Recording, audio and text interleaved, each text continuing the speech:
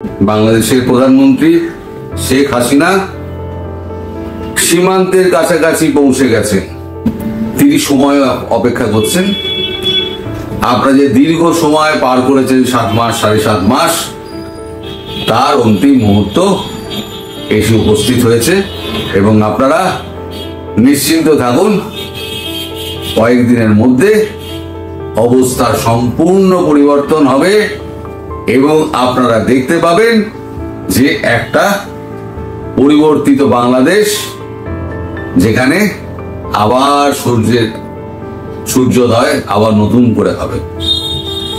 এখন গতকালকে সেনাপ্রধান একটা মিটিং করেছেন, আজকে আবার একটা মিটিং হচ্ছে। সেই মিটিংয়ে সমস্ত কোর কমান্ডার যারা রয়েছেন জিওসিউসি, তাদেরকে ডাকা হয়েছে, বিভিন্ন দপ্তরের লোকেদের ডাকা হয়েছে। এখন এই নিয়ে প্রচুর মিটিং ফিটিং চলছে। গতকাল রাত থেকে বিভিন্ন ক্যান্টনমেন্ট থেকে সমস্ত সেনারা ধীরে ধীরে ঢাকার উদ্দেশ্যে রওনা হয়েছেন। কিছু ঢাকায় পৌঁছেছেন, কিছু মাঝপথে রয়েছেন, কিছু রওনা হচ্ছে। আশা করা যাচ্ছে আজকে রাত থেকে ফুল দমে অ্যাকশন শুরু হয়ে যাবে এবং সব থেকে বড় যেটা বলার বিষয় সেটা হচ্ছে আজ অথবা কাল যে কোনো দিন সেনাবাহিনী ওয়াকারুজ্জামান জেনারেল তিনি হাতে ক্ষমতা নিয়ে নিচ্ছেন। ইতিমধ্যে সমস্ত এয়ারপোর্ট গুলো বিমান বাহিনীর সৈন্যরা সব দখল নিয়ে নিয়েছে। কোনো বিমান তাদের অনুমতি ছাড়া দেশ ছাড়তে পারবে না, কিন্তু বিমান নামতে পারবে। যাত্রীরা যারা আসবেন তারা নির্বিঘ্নে যাতে ঢুকতে পারেন তার ব্যবস্থা করা হচ্ছে। এই যে আগামী 2 দিন এই যে চলবে, এই আন্দাজটা সার্জিত, হাসনাত, এই যত ল্যাজমোটা সমন্বয় ছিল না, সব পেয়ে গেছিল। এইটুকু খবর পাওয়া গেছে সার্জিত এবং হাসনাত এই দুজনে তাদের পরিবার সহ পলাতক। গতকাল রাত থেকে পলাতক, তাদের কোনো খোঁজ খবর পাওয়া যাচ্ছে না। তাদের বাড়ির লোকেরা কোথায়, তারা কোথায়? দেশ তো এইটুকু, দেশ ছেড়ে তো বেরোতে পারবে না। যেখানেই লুকিয়ে থাকুক সে ধরা পড়বেই, আর ধরা পড়লে কি হবে তা আপনারা অনুমানই করতে পারছেন। যাই হোক, এরপর সেনাকর্তা, আমি কেন বলছি এগুলো, যে শেখ হাসিনার প্রত্যাবর্তনটা কি করে হবে সেটা বুঝতে গেলে এই পথটা দিয়ে আপনাকে যেতে হবে। তবে আপনি বুঝবেন যে শেখ হাসিনা প্রধানমন্ত্রীর পদে পুনঃস্থাপিত হবেন কি করে। এই সমস্ত প্ল্যানটা কিন্তু চোখে দেওয়া আছে ইউএস এবং ভারতের। সেই প্ল্যান অনুযায়ী কাজকর্ম করছেন আমাদের ওয়াকারুজ্জামান। এবার সেনাবাহিনীর হাতে ক্ষমতা নিলে সেনাপ্রধান ক্ষমতা হস্তান্তর করবেন কাকে? না, রাষ্ট্রপতিকে।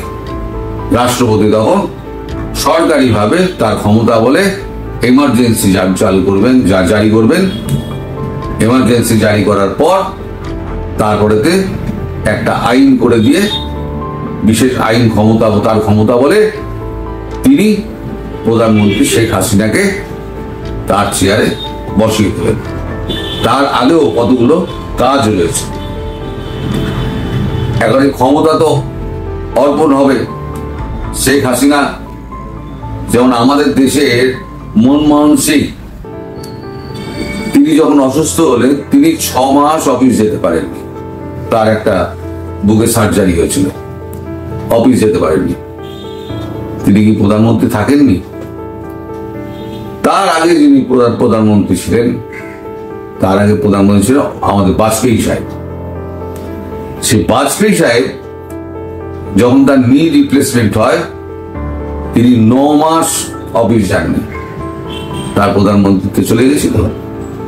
ভারতবর্ষ 140 কোটি দেশ, সেই দেশের প্রধানমন্ত্রী যদি ছুটি নিতে পারেন তাহলে শেখ হাসিনা প্রধানমন্ত্রী হিসেবে ছুটি পাবেন না কেন?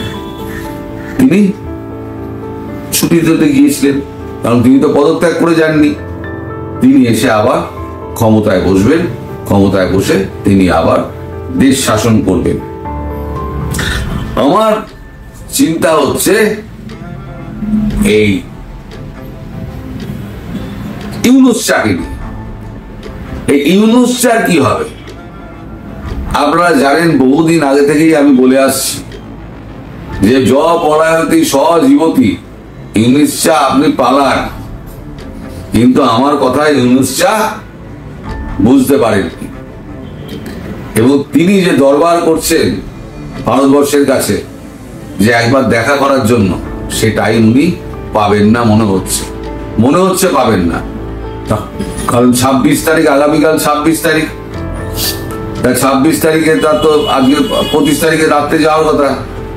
তার আগে সেনাবাহিনী যদি তাকে অ্যারেস্ট করে নেয়, তাহলে পরে তার চীন যাত্রা হলো না, সে জায়গায় তার জেল যাত্রা হবে, এবং জেলের লপসি কিছুদিন খাওয়ার পর তিনি বুঝতে পারবেন যে চিন্ময় প্রভু তার কতটা কষ্ট হয়েছে, তাকে কি অন্যায়ভাবে আটকে রাখা হয়েছিল।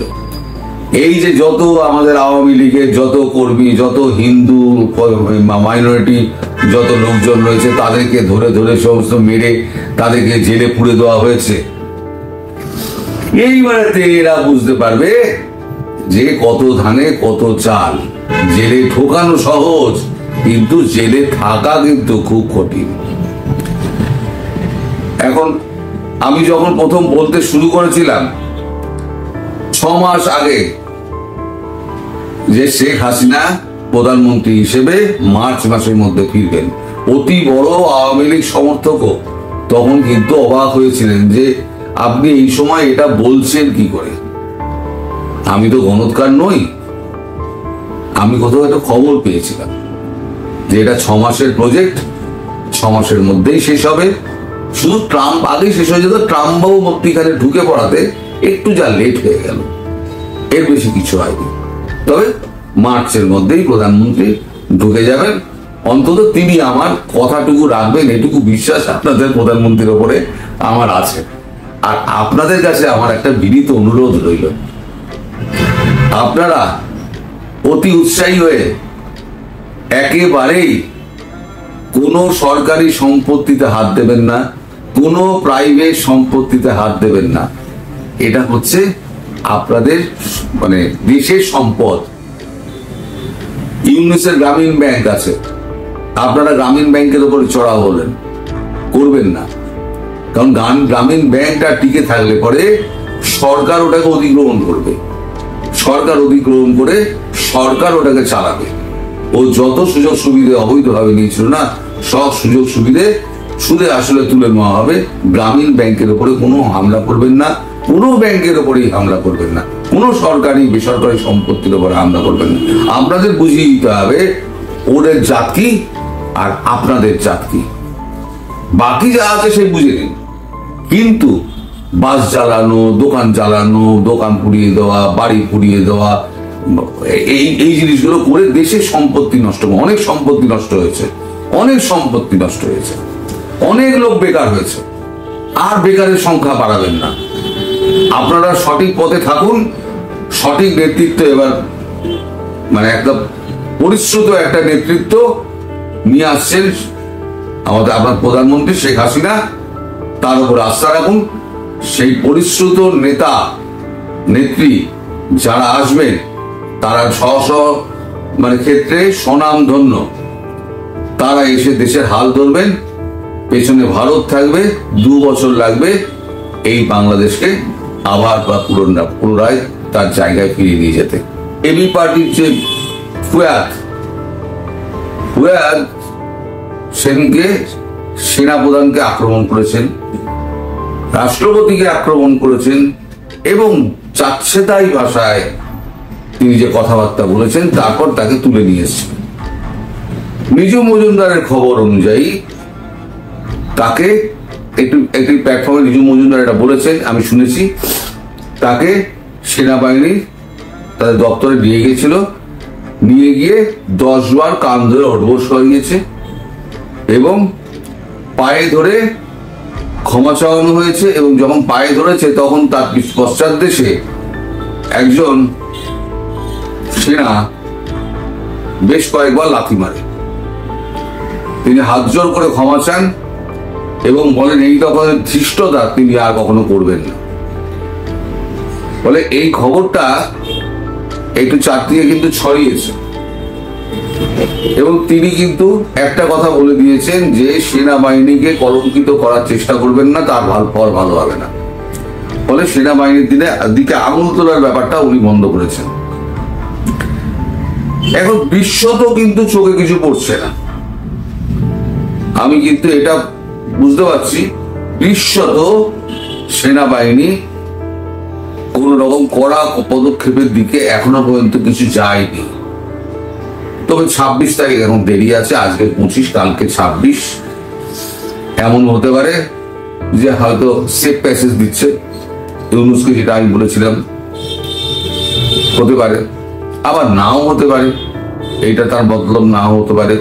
তবে মানুষটা খুব ঘোরেল, তো একে ভারতও বিশ্বাস করে না, আমি তো বিশ্বাস করি না। মানুষটা খুব ঘোরেল, পাগাল মাছের মতো, কি চিন্তা করছেন এনার কিন্তু বোঝা খুব মুশকিল। তবে যারা আওয়ামী লীগ সদস্য আছেন আমি তাদেরকে বলবো, আপনারা কিন্তু মোটেই হতাশ হবেন না। ভারতের কাছে প্ল্যান এ আছে, ভারতের কাছে প্ল্যান বি আছে, প্ল্যান সি আছে, নানান রকম প্ল্যান আছে। একটা প্ল্যান, সব প্ল্যান যে একেবারে 100% খাঁটি হবে তার কোনো মানে নেই, সব প্ল্যান যে খাটবেই তার কোনো মানে নেই। তার জন্যই বিকল্প প্ল্যান সমস্ত তৈরি করা থাকে, সেই প্ল্যান তৈরি করা আছে। এই প্রসঙ্গে আমার একটা কথা বলার আছে, সেটা হচ্ছে আমারই বেশ কিছু দর্শক আছেন, খুব মানে বিবেচক বুদ্ধিমান দর্শক আছে। তারা আমাকে বলেছেন যে দেখুন দাদা, আপনি যে আগাম ভেতরের বার্তাগুলো বলে দেন না, সেগুলো কিন্তু ইন্টেলিজেন্স মারফত বোঝা যায়, বুঝতে পারে এরা যে এই বার্তাটা সঠিক, আপনার কথাটা সঠিক। ফলে তারা একটুখানি সতর্ক হয়ে যায় এবং তারা প্ল্যান পাল্টে ফেলে। ফলে আপনার কাছে অনুরোধ যে আপনি এই ধরনের কোনো প্ল্যান আগাম বলবেন না, যাতে এরা সতর্ক হয়।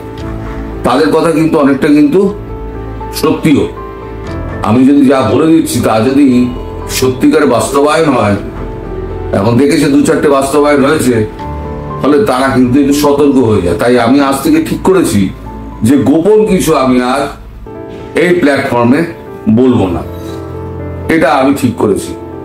কিন্তু আমি এটুকু আপনাদের বলছি যে সেনাপ্রধান যদি ক্ষমতা হাতে না নেন, যদি রাষ্ট্রপতির হাতে ক্ষমতা অর্পণ না করেন, তাহলে প্ল্যান বি আছে, প্ল্যান সি আছে, ভারতবর্ষ এই কাজ করবেই। আর সেনাপ্রধান যে কাজটি করছেন তাতে নিজেকে যদি উনি পিছিয়ে আসেন, তাহলে কিন্তু ইতিহাসে উনি কলঙ্কিত নায়ক হয়ে থাকবেন, সেনাবাহিনীতে কলঙ্কিত নায়ক হয়ে থাকবেন। কারণ এই সরকার টিকবে না, এই একদম গ্যারান্টি, এই সরকার টিকবে না। আর উপদেষ্টাদের অবস্থা দেখেছেন তো, আর ওই কচি কচি ল্যাজমোটা সমন্বয়, তাদের মুখ শুকিয়ে গেছে, এদের একবার মুখ শুকিয়ে গেছে। তবে যদি এখন এই যে মানুষগুলো একেবারে নিঃস্ব হয়ে গেছে, খেতে পাচ্ছে না, সামনে ঈদ, বাড়ি থেকে ফোন আসছে, আমাকে সকালবেলা বেশ কয়েকজন ফোন করেছে, গত কয়েকদিন ধরেই ফোন করছেন। আজকে সকালে একজন ফোন করে কাঁদতে কাঁদতে, যে মেয়েটা আমার ফোন করে বলছে যে এবারে ঈদে বাবা কিছু দিলে না, আমার ব্যবসা লুট হয়ে গেছে, আমি কোন রকমে এক কাপড়ে পালিয়ে এসে আমি লুকিয়ে আসি, আমি কি করব বলুন। তার নামটাও মনে আছে, কিন্তু আমি বলবো না। যারা এই সরকার, যারা কথা বলার ক্ষমতা কেড়ে নিয়েছে, ফ্রিডম অফ এক্সপ্রেশন কেড়ে নিয়েছে, লিভিং রাইটস কেড়ে নিয়েছে, এখন একটা মানুষকে ঠেলতে ঠেলতে বিড়ালকে যদি আপনি কোণে ঠেলে দেন, দেয়ালের কোণে, সেই বিড়াল কিন্তু ক্ষিপ্ত হয়ে এসে লাফিয়ে আপনার ঠুটু টিপে ধরবে। এটাই কিন্তু বাস্তব।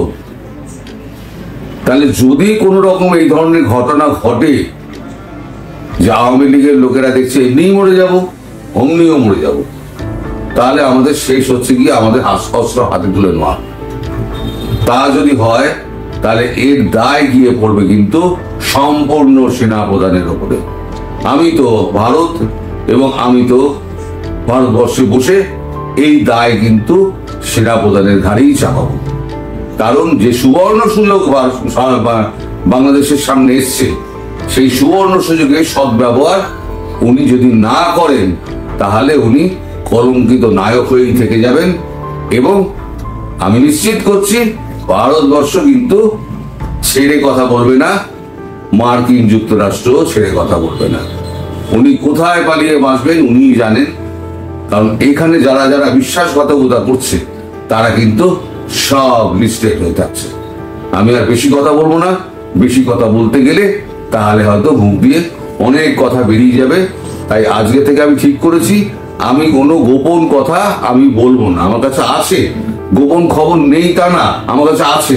কিন্তু যেহেতু ওই বুদ্ধিমান এবং বিবেচক মানুষগুলো আমায় বলেছেন যে আপনি কোনো কথা বলবেন না, তাই আমি আর এখানে কোনো কথা এই প্ল্যাটফর্মে বলবো না। আমি ঠিকই করে নিয়েছি, যা হচ্ছে ওয়াচ করুন, আমিও ওয়াচ করছি, আপনাদের আমি দেখাবো। কিন্তু আজ থেকে আমি কোনো গোপন কথা বলবো না।